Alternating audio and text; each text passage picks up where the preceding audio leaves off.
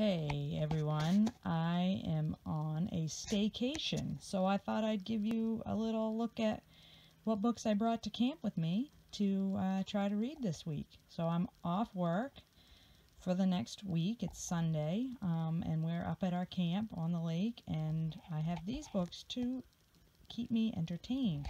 So The Forest Unseen, A Year's Watch in Nature by David George Haskell. I'm buddy reading with Doris over at Aldi Books. It's a nonfiction science writing, and I'll be finishing this one up today. It's excellent. I also brought my presidential biography, Andrew Johnson, to work on. I won't finish it, but I'll probably get some done on that one. And then, of course, I'm working on this behemoth, The Count of Monte Cristo. I am doing the multiple bookmark thing, and I'm hoping to make a big dent, if not finish that, this week. Then over here I have my potentials. So I have J.D. Robb, Echoes in Death, a futuristic mystery suspense type novel. I love them. And then I have a romance, Eloisa James, When the Duke Returns. I have a sci-fi, Waking Gods, Book 2, In the Famous Files, by Sylvain Neuvel. Need to get to that one because Book 3 is already out, and it's been a while since I read the first one, Sleeping Giants. This fiction, Dark at the Crossing by Elliot Ackerman. This was a National Book Award finalist that my niece got me for Christmas, and it takes place in the Middle East, so I've been wanting to read that one. I have a YA, Moxie by Jennifer Mathau. This one was all over BookTube for a while, and I love the hot pink end papers on this one. This is a great looking novel about a girl who fights back, about young women in high school that fight back. So I'm looking forward to that. And then I have started, I'm only a little ways in, the 2017 Best American Essay Collection by Leslie Jamison. I love these Best American series, and it's almost time for 2018. So that's what I might be reading this week. This is what I'm definitely reading. This is what I might be reading. Oh, and I forgot to say my audiobook is Born to Run by Bruce Springsteen. I'm about 20% into that right now, and that I've been wanting to try out, and because of Patrice Jones, who was listening to it and really liking it, I was inspired to see if it was at my library, and it was available. So there you go. It's serendipity. Morning walk with these two boneheads. The black one is Ellie. Ellie's a lab mix. They tell us she has beagle in her. I don't see it. And the brown one is my son's chocolate lab, Drake. He is only like 7 or 8 months old.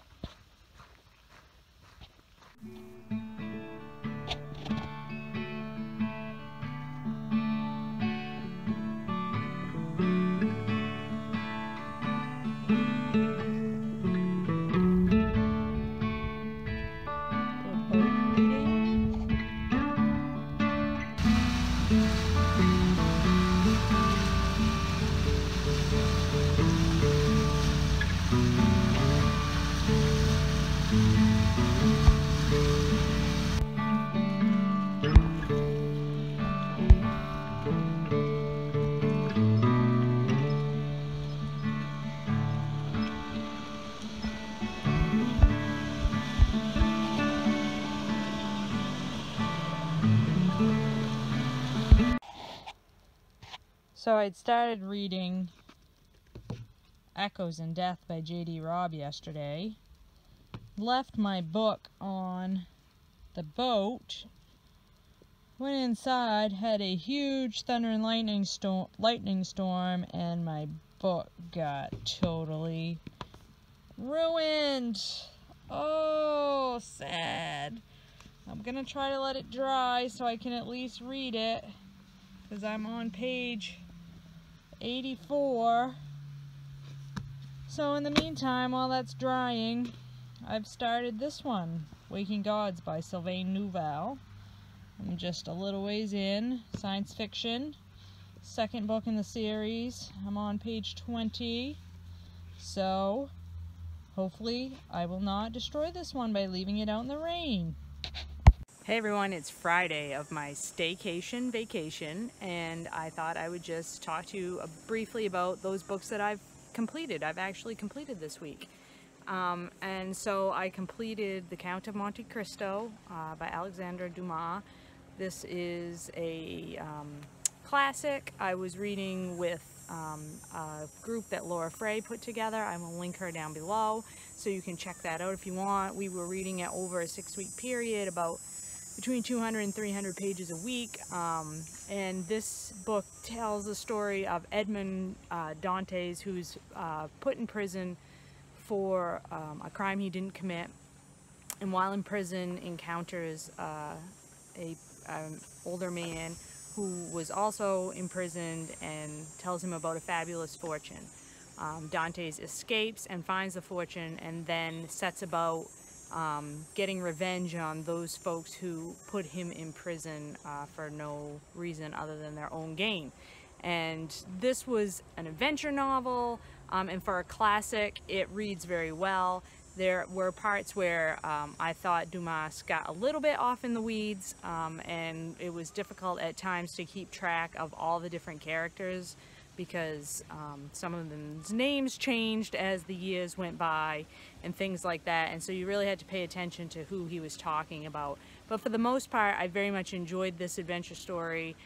Definitely see where, you know, this really speaks to the cliche, revenge is a dish best served cold. Dantes is definitely in it for the long haul and looking out over the long term, and his machinations of the people that wronged him is quite amusing. So would recommend this for a classic. It is a chunker, but if you break it up the way we did, I think it's definitely doable and worth your time. I also finished The Forest Unseen, A Year's Watch in Nature by David George Haskell. This was a buddy read with Doris from over at All the Books. And this is a naturalist look at a 1 meter square piece of land in an old growth forest in Tennessee. He visits it all throughout a whole year and writes these little short essays about what he observes, and he sort of takes what he observes in this meter square area in the forest and riffs on broader ecological and natural principles. The writing is beautiful in this book. It is absolutely gorgeous. I'm going to be looking out for other things that Haskell has written or will write in the future, and if you like nature writing, this book is just amazing. Can't praise this highly enough. Excellent, excellent read. So glad Doris brought it to my attention and I had the opportunity to read this one. It's fantastic. This morning I finished Waking Gods by Sylvain Neuvel, which is the second book in the Themis Files series. It's a science fiction trilogy about a giant robot that's, in the first book, a giant robot is found in pieces all over the world, and they assemble that giant robot. And this second book, you know, now that you have this robot, what happens when some other giant robots just show up on Earth in different cities around the globe? How does Earth respond to the threat of an alien robot just sort of landing in London and other places? So this book is told in interviews and reports from the main characters that you're following. There's a handful of main characters, and I really like that style of writing in science fiction. These, you know, where it's this is similar to the Illumini series, which I talked about in recent videos, where things are told in this report style. I just really enjoy that for science fiction. This is not a YA novel. I wouldn't call it a YA novel the way I would the Illumini Files, but if you like fast-paced science fiction and you're interested in alien robots and what would happen if one showed up on Earth, I definitely would tell you to try the Themis Files. Pick up the first book, Sleeping Gods. Don't just step in with Sleeping Giants is the first book, Waking Gods is the second. And you should read the first one, Sleeping Giants, before you jump into this. So that's what I've read so far on my vacation, and it's going great, and I plan to read a lot more today.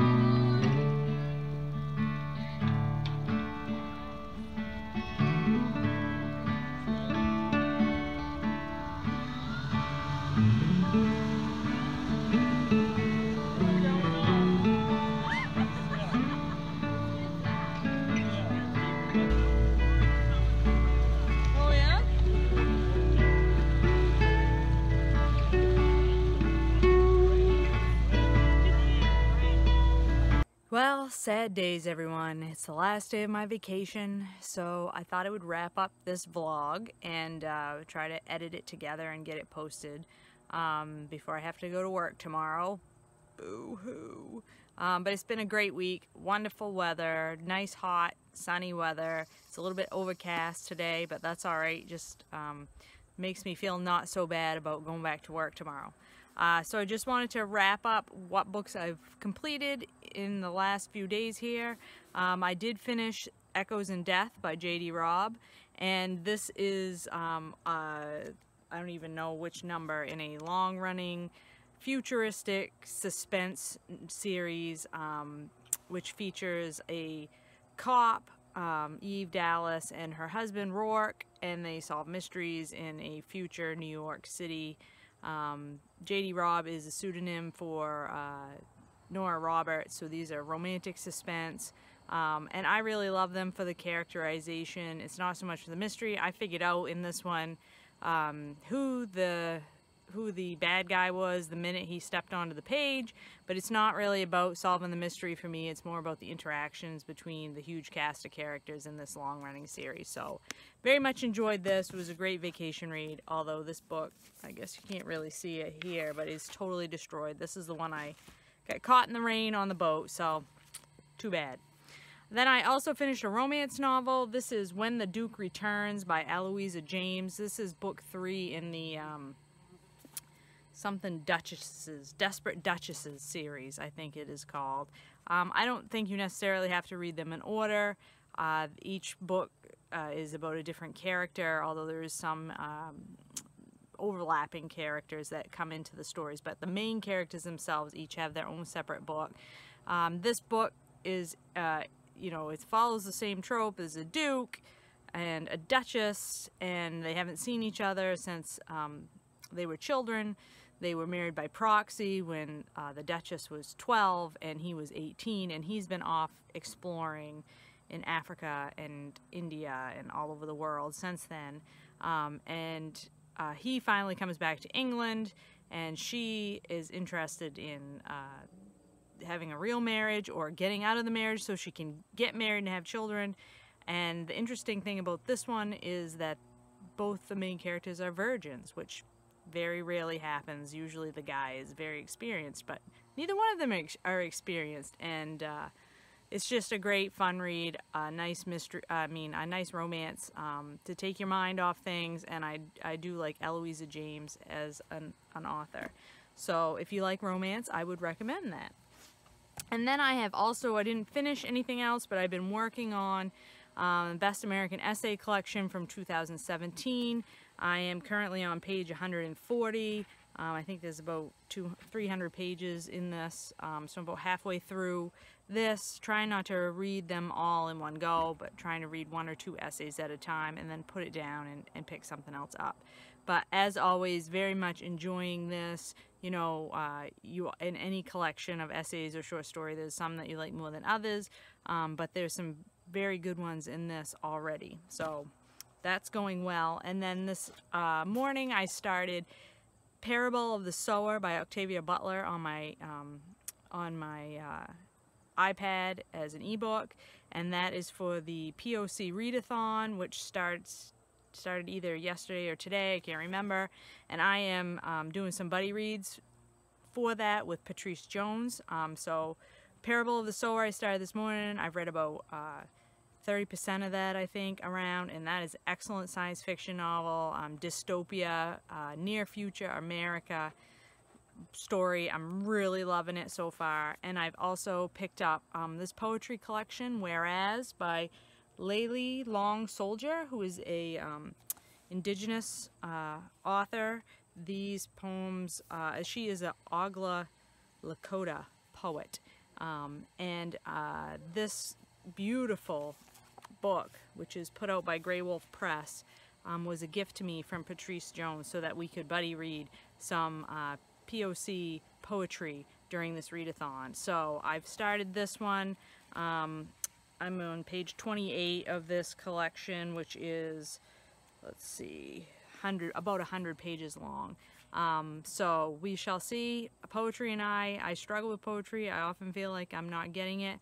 But already I can see that Layla Long Soldier is just very lyrical in her writing. It's very evocative of nature, and her play with words is quite good. So I'm going to continue on with this one today, and I will probably be putting together a little video about the POC-a-thon and what Patrice and I plan to read and are reading in the next day or so, if I can sneak some time in for that. So hopefully I can get all these clips together that I've been taking all week and put together a vlog of my staycation reading and other things that we've been doing as a family. And I hope you are all doing well, and I will talk to you later.